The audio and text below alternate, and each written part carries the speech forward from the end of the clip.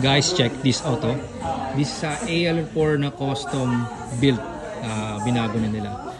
Bakit naging custom build? Dahil naka-box na siya na TC na 32 na gravel suspension. See, pogi, no? Pero panalo dito yung Q's. Bago na basta Q's na.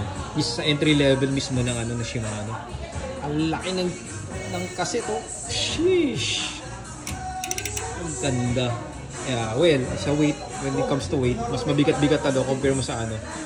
Compare mo sa mas mataas na model like GRX.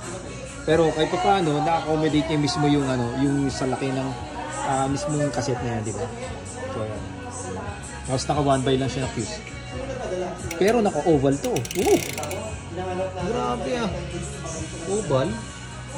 Ang angas naman na ito. So 40T na to. So ang ganda ng color na ito. So ito yung next gen ng checkpoint na patulad ng sa akin.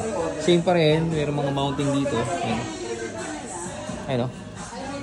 Ayan dito. Everything. Tapos low profile type lang dito. Dito lang yung track. Napakalinis talaga sa sim. Tapos ito isang color din ng checkpoint. ALR.